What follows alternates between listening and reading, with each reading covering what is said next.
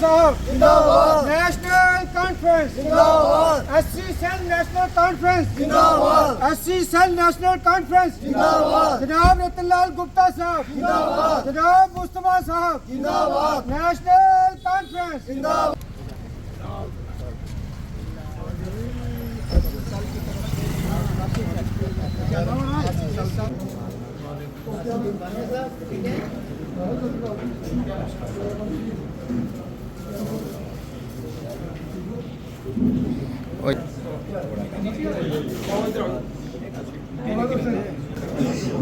कुर्सी करा लियो, कुर्सी करा लो। जितने भी यहाँ पे हमारे मेहमान आए हैं उनका भी मैं शुक्रिया अदा करता हूँ। मैं अब इजाजत चाहूँगा कि कुछ बंदे हमारे जो थोड़े बोलने वाले हैं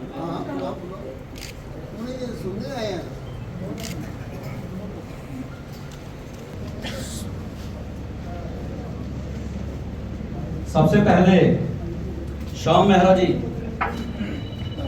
जो जोनल के वाइस प्रेसिडेंट हैं, शाम मेहरा जी। शाम की टाइम है कम। जनाब डॉक्टर मुस्तफा कमाल साहब, फॉरेन मिनिस्टर बाबू रामपाल जी, जनाब प्रोफेसर प्रेसिडेंट रतनलाल गुप्ता साहब, बाबू अजीत जी बिरसे कठुआ, NC पार्टी जनाब लोचन साहब प्रधान, मेरा शहबाज जी डिस्ट्रिक्ट प्रेसिडेंट, टोनी जी स्टेट सेक्रेटरी और जनाब ब्लॉक सदर जनाब बख्शी जी, जनाब महेंद्र साहब और जो मंच पर मैं नाम बोल बाकी बैठे हुए सभी मेरी बहन भी आई हुई हैं, बुजुर्ग हैं, नौजवान हैं, सब मैं अपील करूंगा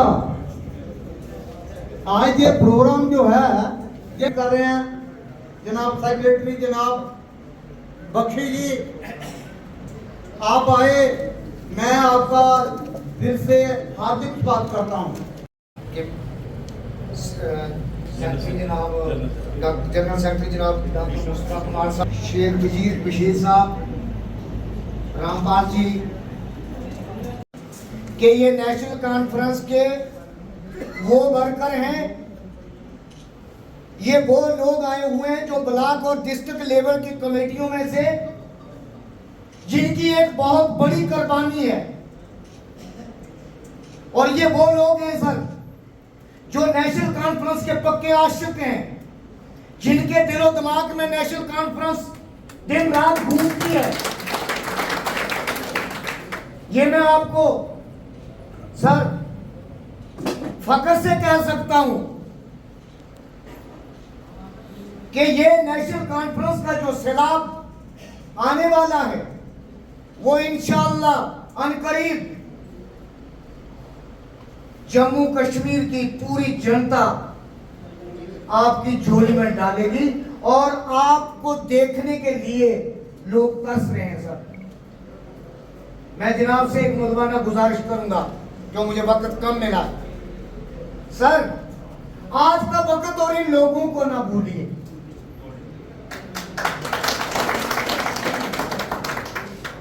मैं तो आपके बच्चों जैसा हूं, आज का वक्त और ये वो लोगों की कुर्बानी को ना भूलिए। ये लोगों की कुर्बानी है सर। ये डिस्ट्रिक्ट कठुआ की कमेटी, ये डिस्ट्रिक्ट कठुआ की कमेटी है, डिस्ट्रिक्ट कठुआ के सब लोग यहाँ नुमाइंदे बैठे हुए, ब्लॉक के नुमाइंदे बैठे हुए, ये मेरी माताएं बहनें जितनी आई है ये सब नुमाइंदे सर।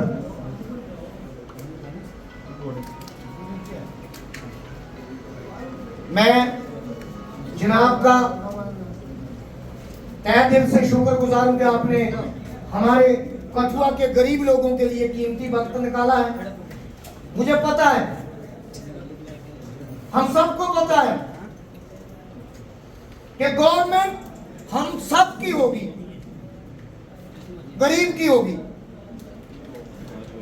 मैं आपका जम्मू से जितने हमारे लीडर आए हुए हैं, मैं सबका तहे दिल से शुक्रगुजार हूं कि आपने एक नारा लगाऊंगा, मेरे नारे का जवाब देना। कॉन्फ्रेंस जिंदाबाद। ये कठुआ में पता ही नहीं चला बोलने में। कॉन्फ्रेंस जिंदाबाद।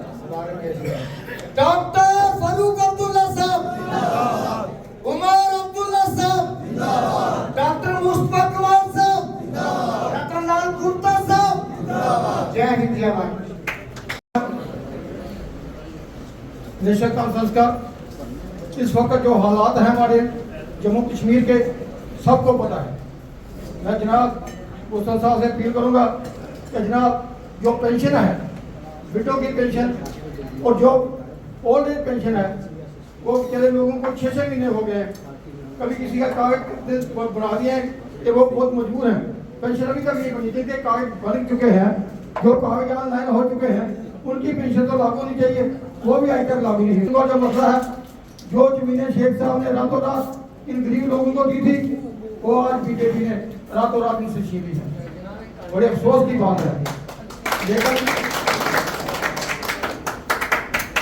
इस बात का अफसोस ये है तो जो जमीन शेर कश्मीर ने दी थी, वो आज बीजेपी ने से ले ली है। लेकिन हम मुस्तफा साहब से अपील करेंगे कि जब हमारी हुकूमत आए, जैसे आपने पहले ये जमीनें दी थी, इसी तरह इनको बाद में जमीनें दी जाए। रतनलाल गुप्ता जी, जो बाबूराव भगत जी, और कठुआ से हमारे डिस्ट्रिक्ट प्रेसिडेंट अजीत शर्मा जी। आज पता चल रहा है कि नेशनल कॉन्फ्रेंस ने क्या किया है अपनी आवाम के लिए। जो आज नारा देते हैं कि बेटी बचाओ बेटी पढ़ाओ, हमारे कायद शेर कश्मीर शेख मोहम्मद अब्दुल्ला साहब ने 1948-1950 में ही ये करके दिखाया था। हमारी स्टेट का अलग कॉन्स्टिट्यूशन था, बच्चों के लिए अलग था, जो कानून महिलाओं के लिए, हर एक फिरके के लिए एक कानून था, कॉन्स्टिट्यूशन था, जिसके ऊपर हमारी स्टेट चलती थी और जिसे आज एक बर्बादी के दौर से गुजरना पड़ा। तो की सेवा भी होगी और हर एक की सुनवाई भी होगी। आज वो दौर है कि किसी की भी सुनवाई नहीं है, तो लोगों को पहचान हो रही है कि नेशनल कॉन्फ्रेंस के समय हर एक की सुनवाई होती थी। इवन कि मैं अपनी बात करती हूँ, मैं किसी भी ऑफिस में कोई भी काम लेके जाती थी, कभी ना हुई थी मुझे नहीं मिली, क्योंकि मेरे सर पे मेरे कायद का झंडा था नेशनल कॉन्फ्रेंस का। तो मुझे पुकारा भी नेशनल कॉन्फ्रेंस के नाम से ही जाता था। तो मैं बड़ा प्राउड फील करती हूँ कि मैं जिस पार्टी से जुड़ी हूँ, उनका इतिहास है और उन्होंने आवाम के लिए कुछ किया है। कुमार साहब हमारे सामने इंडस्ट्री में आए थे, उन वक्त 100-200-300 की हाई हुई थी और मैं कोई दूसरे संगठन में रहा सारी उम्र। अब बचपन और आधी जवानी मैंने बाहर दे दी। मेरे मन में आता था कि यहाँ भेदभाव हो रहा है, हमारी कोई बात की सुनवाई नहीं थी। कि मैंने निर्णय लिया कि जो एक ही पार्टी है नेशनल कॉन्फ्रेंस, जो छुआछूत नहीं करती, जात पात नहीं देखती, अमीर गरीब नहीं देखती, और सब कौमों को, हिंदू सिख मुसलमान सब जितनी बिरादरी के लोग हैं सभी को एक मुट्ठी में लेकर चलते हैं। मेरी बड़ी ख्वाहिश थी, कोई मानता नहीं था कि बाबा जी एनसी ज्वाइन करेंगे। तो मेरे फादर साहब ने इंजीनियरिंग का डिप्लोमा किया 1923 में लुधियाना, लाला चेतराम रिटायर्ड बशीर, और जम्मू कश्मीर में कोई यहाँ डिप्लोमा कॉलेज नहीं था। लुधियाना में कॉलेज साहब उन्होंने बाहर किया और बाहर कर लिया। इनकी प्रेरणा से इन्होंने डॉक्टर साहब ने आशीर्वाद दिया। तो हमारे मन में था, बिना 1-2 बार फोन में बात होती रही। इन्होंने कहा अगर खुदा का हुक्म होगा तो मैं जरूर उठवाऊंगा आपके पास। इन्होंने मेरी हिम्मत रखी, इन्होंने हमारा दिल नहीं तोड़ा। डॉक्टर साहब ने जब लखनऊ के अपने राहुल जी आए थे तभी इनको मैं मिला। इन्होंने कोई बात नहीं, जरूर आएंगे। हालात ऐसे हुए, गीता में लिखा है जुल्म करने वाला दोषी नहीं, सहने वाला दोषी है। अगर हम जुल्म सहते रहेंगे हम दोषी हैं। इसलिए मैं बड़ी मेहनत रखी है। अब देखो इतनी महंगाई हो गई है, मैं दूध लेने जाता सुबह 500 का लोट जानी दूध बेचती हूँ हमारे घर में। 500 का से आते हैं, 500 मजदूर कमाता है, दुकानदार 500 रुपये का बिजली को खर्चा देता है, मुलाजिम भी 500 रुपये देता है। क्या दूध आता नहीं है तो सब्जी आती 500 रुपये में जाता है। फ्रूट लेंगे, स्टाम लेंगे, ऑनलाइन आएगा, पहले पैसे जाएंगे, एक गलती लगी जीरो की आपके पैसे सर्टिफिकेट मैडम डीसी साहब कर रही है लेने के लिए जम्मू ऑफिस में। National conference. लेकिन मैं ये इनसे कहना चाहता हूँ कि ये जो रियासत है जम्मू कश्मीर, ये हिंदुस्तान का ताज है, लेकिन आज की सरकार ने जो इस ताज की बेआबरी की है, बेआदरी की है, आज जहाँ के लोगों को एक बड़ी मुसीबत में धकेल दिया गया है। आज जहाँ पर महंगाई का दौर, बेरोजगारी का दौर, हर एक तरफ से हमको घेरा गया है।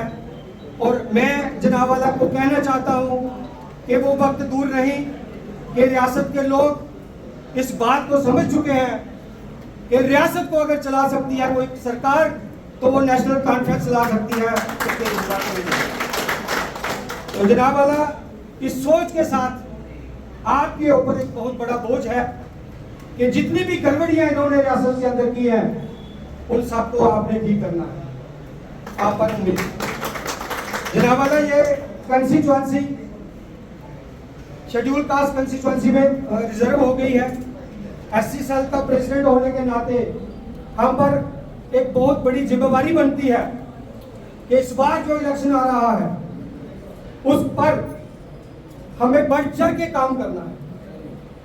और अफसोस इस बात का है कि जब हम गांव में जाते हैं, एक बार हम गांव में गए, वहां पे हमने मीटिंग की, एक नौजवान से हमने बात की कि नौजवान जी आप बताइए, वो दलित था, कि आपको जमीनें कहां से मिली? तो उसने कहा कि ये जमीन मेरे बाप की है। मैंने कहा आपके बाप को कहां से मिली? उसने कहा मेरे दादा की है। मैंने कहा आपके दादा को कहां से मिली? कहने लगा ये मुझे पता नहीं। कहने का मतलब ये है कि इतिहास जानता है कि रियासत जम्मू कश्मीर के अंदर जो बदलाव शेर कश्मीर ने किया, जो दलित पसमानदा लोगों के लिए शेर कश्मीर ने कुर्बानी दी, जिन्होंने 22 साल जेल में काटे, वो सिर्फ हमारे लिए काटे, क्योंकि उन्होंने हम सब लोगों को जो गुलाम थे जगीरदारी निजाम के, जब हम इतिहास सुनते हैं डॉक्टर साहब तो हमारे रोंगटे खड़े हो जाते हैं। जो जुल्म हमारे साथ होता था, जो बदतमीजी हमारे साथ होती थी, हमारी बहू बेटियों की इज्जत खतरे में थी, लेकिन उस वक्त को बदल दिया रातों रात। वो थे शेर कश्मीर शेख मोहम्मद अब्दुल्ला। पे इलेक्शन हमारे सिर पे है। डॉक्टर साहब ने ये क्लियर कर दिया है कि तैयारी रखो इलेक्शन की, पंचायत का हो, लोकल बॉडी का हो, असेंबली का हो, पार्लियामेंट का हो, हमें तैयार रहना चाहिए। तो हम ये सारी बातें जो हैं अपने हाई कमांड से सुनेंगे, लेकिन मैं 2-4 बातें जरूर कहूँगा। साथियों, नेशनल कॉन्फ्रेंस वो तंजीम है जिसने आज तक का मेरा मतलब है कि 1996 में जब हमारी सरकार बनी थी और 2014 तक कम से कम 1.5 लाख बच्चों को नौकरी दी। ये एक हिस्ट्री है। मैं आपको डिटेल दे सकता हूं कि जब 1996 में हमारी सरकार बनी, सबसे पहले रहर बेले तालीम के बच्चे लगाए गए। हर पंचायत से 12वीं पास बच्चे जो थे वो एजुकेशन में लगाए गए। हजारों बच्चे जम्मू कश्मीर की पंचायतों में लगे जो आज परमानेंट हो गए। पुलिस की भर्ती हुई, हेल्थ में भर्ती हुई, रेवेन्यू में भर्ती हुई, हर डिपार्टमेंट में भर्ती हुई। और इतनी जितनी मुलाजमत नेशनल कॉन्फ्रेंस ने दी, अगर बीजेपी 50 साल भी लगी रहे वो ये नहीं दे सकती। आज जगह जगह बेरोजगारी है। आज बच्चे हमारे सुसाइड कर रहे हैं।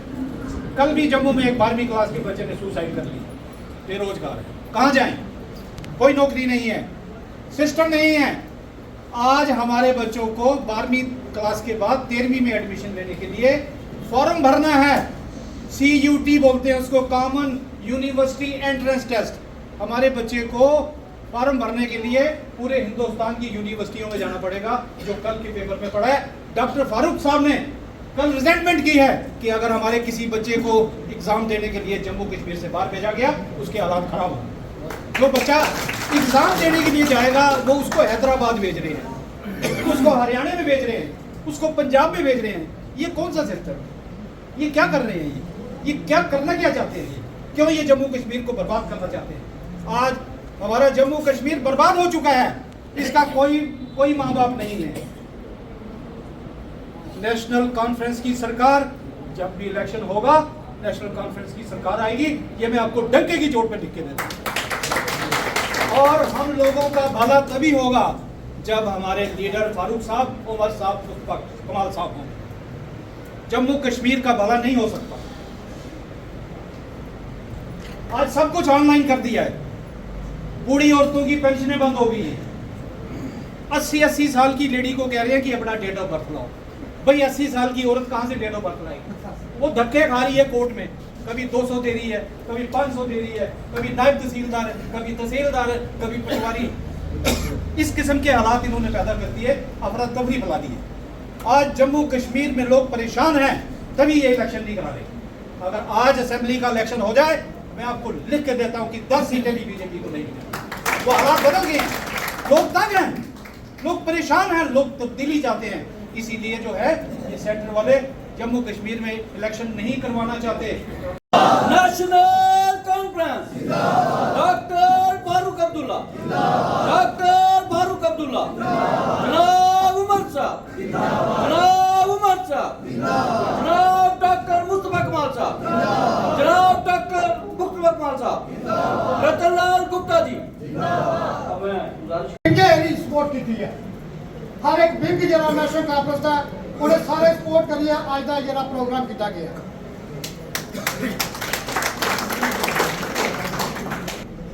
जो उस वेला 370 दी अस जम्मू कश्मीर खत्म किया गया। उस वेला पार्लीमेंट हाउस के अमित शाह ने बड़े जोश करना और बड़े दावेदारी करना आख्या कि जम्मू कश्मीर के असें का डेवलपमेंट का और बेरोजगारी जी सैलाब आन के और एक बड़ी खुशी की लहर जी जम्मू के लोग खास तौर पर बड़ी मनाई कि अज 370 टुटी है तो इसका जो फायदा जम्मू के लोगों को मिलना है। अज ये जम्मू के लोग सब तो ज्यादा परेशान है क्योंकि वो जी चीज है अज साड़ी जगह है जिस शेख साहब ने जी सानू छत दी जमीन दी ही सारे सिर के पर छत ही और छत भी सानू क्यों दे जेडे खूड़े का मगर लगे ना और तकरीबन नौकरियां जी एक बिल्कुल सेफ ही वो भी खत्म की गई बाहर की जी नौकरियां करने वास्ते साथियों अज हालात इस किस्म के बद तो बदतर बनी चुके हैं कि जम्मू कश्मीर हर एक एक्सपेरिमेंट जी सेंट्रल गवर्नमेंट करे दिया, हर एक तजर्बा जरा इस्तेमाल करे दिया जम्मू कश्मीर के ऊपर करे दिया। और जो उसमें तजर्बा किया जाता है हमेशा उत्तर तैश नैश की जाती है, उत्तर जो हालात जो बद तो बदतर बनाए जाते हैं। वो इस किस्म के बकरे बकरे इतने साढ़े जो जम्मू कश्मीर के हालात बद तो बदतर बनाए देना और इसका जो मेन मकसद है और कुछ ना कुछ तरीके के में चाहते हैं कि जम्मू कश्मीर की सरकार जी है अज तक इतिहास नहीं बनी और चाहते हैं कि जम्मू कश्मीर के साड़ी सरकार बना लेकिन उनके जो वायदे जो बिल्कुल खोखले जुमलेबाजी। अज बीजेपी पूरे देश के बिल्कुल एक्सपोज है और लोग घर घर हर एक मेंबर जो चीज महसूस कर चुके हैं कि अगर जुमलेबाजी की सरकार है तो केंद्र सरकार है, बीजेपी सरकार है। अज कर्नाटक देखो हालात देखो आसान नहीं है कर्नाटक जितना कर्नाटक जाना इन्हें पूरी देश की ताकत जी उत्थे लाई लेकिन जो वेले आवाम एक सोच बनाई जाती है अपना एक जुट बनाई है एक सोच बनाई सोचे कि हमें इस सरकार जो है जड़ू उखाड़ना अज देखो कर्नाटक बीजेपी की उन्हें जड़ू उखाड़ी हो रहा और उसका इफेक्ट जो पूरे देश के होना है।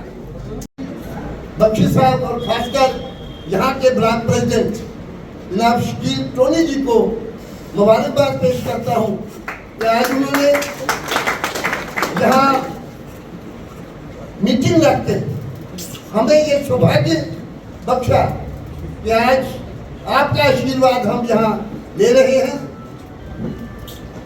आपसे मिलकर हमें एक नई ऊर्जा मिलती है, एक ताकत मिलती है और ज्यादा से ज्यादा क्योंकि आप लोग बॉर्डर कठुआ के बॉर्डर से आए होते हैं, कठुआ की ठंडी बेल्ट से आए होते हैं और कठुआ के प्रॉपर रहने वाले हैं, तमाम जातों से ताल्लुक रखते हैं और आज जो आप बातें आपके सामने यहाँ मेरे साथियों ने रखी है कि कठुआ की क्या हालत है, किस कदर यहाँ बॉर्डर के लोग और कंडी बेल्ट के लोग खासकर पानी और बिजली की वजह से या हेल्थ के लिए तप रहे हैं। जो बातें इन्होंने कही और सबसे बड़ी बात जो इन्होंने कही वो नेशनल कॉन्फ्रेंस सेंट्रल जम्मू संभाग